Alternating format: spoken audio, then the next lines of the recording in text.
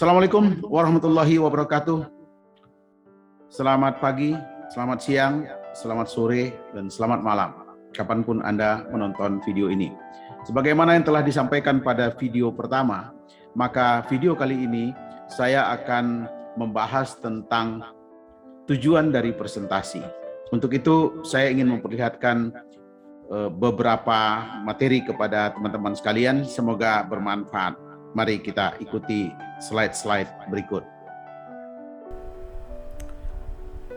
Memiliki kemampuan presentasi adalah sangat penting saat ini. Karena dengan kemampuan presentasi, kita bisa mengembangkan karir kita dimanapun. Apakah kita sebagai seorang marketing, apakah kita seorang manajer, apakah kita staff, apakah kita konsultan, dan sebagainya. Dengan memiliki kemampuan presentasi, kita akan dapat menyampaikan pikiran dan gagasan dengan baik dan mudah dipahami. Yang perlu kita sadari bahwa tidak seorang pun yang lahir dengan kemampuan presentasi yang luar biasa. Tidak seorang pun. Karena pada dasarnya kita lahir dengan kemampuan yang sama. Hanya pembentukan kemudian yang membedakan seseorang dengan orang yang lain. Bagaimana kita menyampaikan presentasi dengan menarik, komunikatif, dan memukau audiens? Apa sebenarnya presentasi itu? Mengapa kita harus memberikan presentasi? Itu pertanyaan-pertanyaan yang sering disampaikan oleh banyak orang tentang presentasi. Pada intinya, pada prinsipnya, siapapun bisa menjadi presenter yang baik.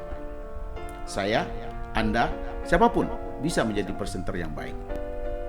Kita masuk ke dalam fondasi dari presentasi. Yang pertama sekali yang harus kita tetapkan ketika kita menyusun sebuah materi presentasi adalah tujuan dari presentasi itu apa. Presentasi Anda itu untuk apa? Pertanyaan ini adalah fondasi dari seluruh presentasi kita. Karena kalau pertanyaan ini tidak terjawab, maka akan berpengaruh terhadap penampilan kita ketika kita melakukan presentasi. Jika presentasi Anda tanpa tujuan, maka di atas panggung Anda akan kehilangan arah. Bisa jadi menimbulkan grogi, bisa jadi menimbulkan ketegangan yang tidak diperlukan. Untuk memulainya, membuat sebuah tujuan, maka kita ingat apa yang dikatakan oleh Stephen R. Covey di dalam bukunya The Seven Habits. Dia mengatakan, begin with the end in mind. Mulai dan akhiri dalam pikiran. Artinya apa? Bahwa kalau kita menyusun sebuah presentasi, A to Z-nya itu kita selesaikan dulu dalam tahap gagasannya, dalam pikiran kita. Sederhananya begini, kalau kita analogikan, kita berangkat keluar dari rumah untuk menuju suatu tempat. Maka mulai kita melangkahkan kaki dari rumah, mulai dari niatnya, sampai kita kembali, itu seharusnya sudah mulai ada dalam pikiran kita. Jadi kalau kita mau pergi misalnya ke suatu tempat, apakah kita akan pergi ke toko?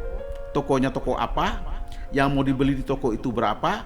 Anggaran kita berapa? Berapa lama kita akan keluar rumah? Dan jam berapa kita akan kembali? Kalau semua pertanyaan-pertanyaan itu bisa dijawab, maka kita sudah membuat sebuah kerangka berpikir di dalam pikiran kita. Itu yang disebut dengan begin with the end in mind. Artinya apa? Bikinlah presentasi Anda, pengantarnya bagaimana, intinya apa, kontensnya apa, lalu kesimpulannya apa. Maka kita akan menemukan sebuah kerangka presentasi yang efektif. Presentasi itu ada dua tujuannya. Yang pertama adalah memberi informasi. Yang kedua, mempengaruhi.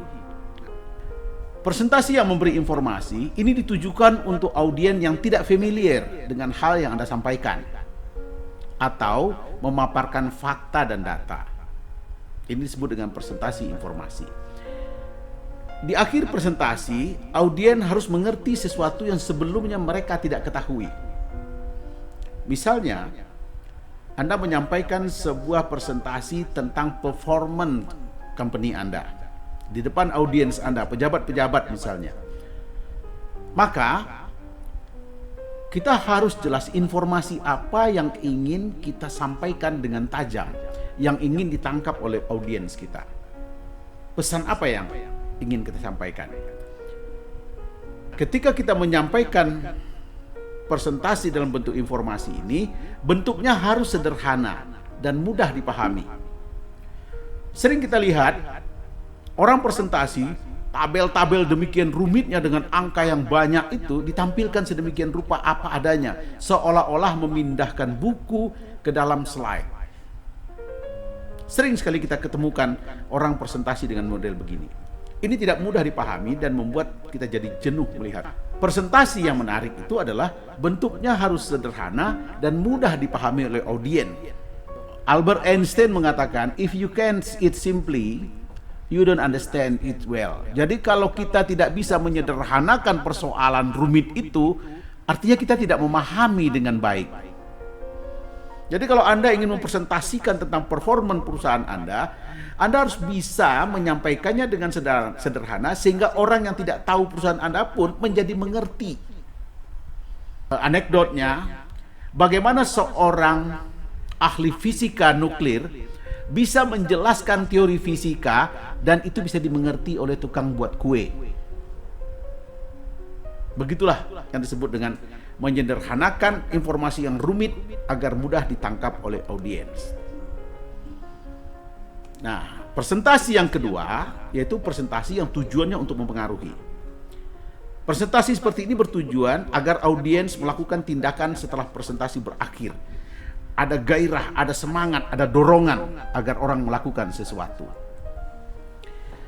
Secara emosional dan intelektual, audiens kita dilibatkan. Secara emosional dia tertarik dengan gagasan kita, secara intelektual dia menemukan logikanya. Nah, pengaruh inilah yang akan mendorong audiens untuk bertindak melakukan sesuatu. Presentasi itu tidak sekedar memberi informasi, tetapi juga menginspirasi. Kalau presentasi hanya sekedar memberi informasi, tapi dia tidak menginspirasi, itu kurang berdampak, kurang menarik.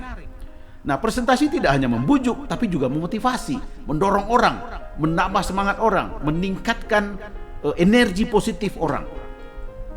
Presentasi sekaligus harus menghibur audiensnya. Jangan kaku-kaku banget, jangan mata kita tegang banget gitu. Ada perlu canda-canda, humor-humornya, sehingga presentasi itu menjadi menarik. Presentasi bukan sekedar presentasi, tetapi presentasi yang menarik dan efektif. Jadi, sebelum memulai, tentukan dulu tujuan dari presentasi Anda. Apakah presentasi Anda adalah presentasi yang bersifat memberi informasi, atau presentasi Anda tujuannya adalah untuk mempengaruhi audiens Anda untuk melakukan sesuatu. Presentasi itu sama dengan komunikasi. Komunikasi itu bisa lewat suara, bisa lewat gambar, bisa melewati bahasa tubuh. Ketiga-tiga ini itu kita gunakan di dalam presentasi kita. Lewat suara seperti yang saya sampaikan sekarang, ini adalah vokal.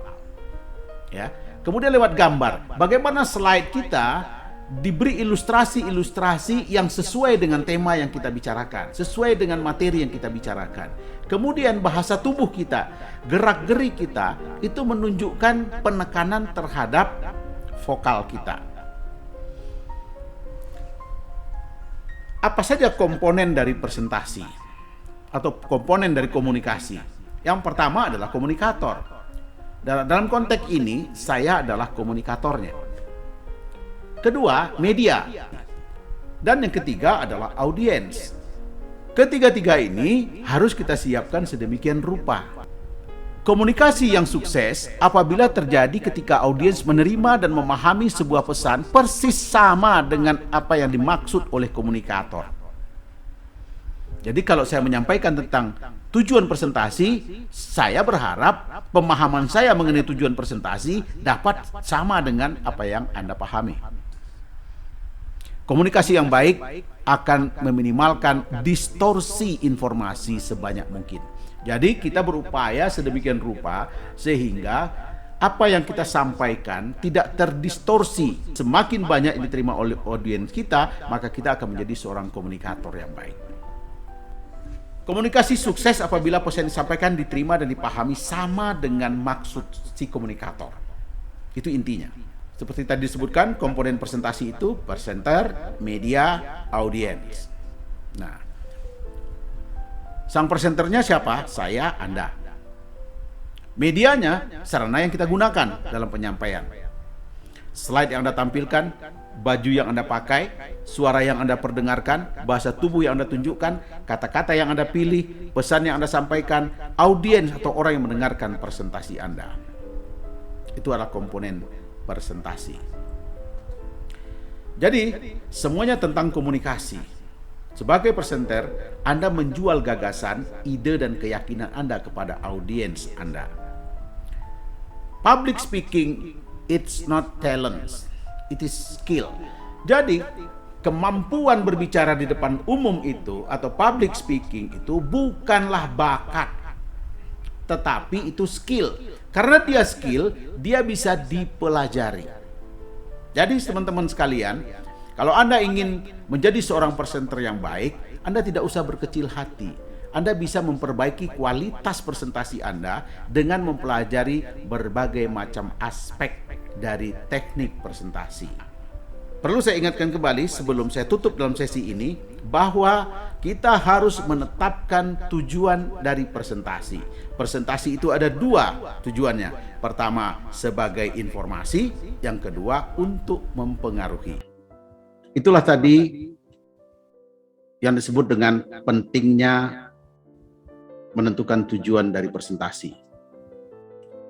Sesi ini kita selesaikan sampai di sini, dan pada video berikutnya kita akan membahas tentang mengenali audiens. Karena mengenali audiens adalah satu hal yang paling penting di dalam teknik presentasi. Selamat menikmati video ini, semoga bermanfaat untuk Anda. Salam untuk Anda semua. Assalamualaikum warahmatullahi wabarakatuh.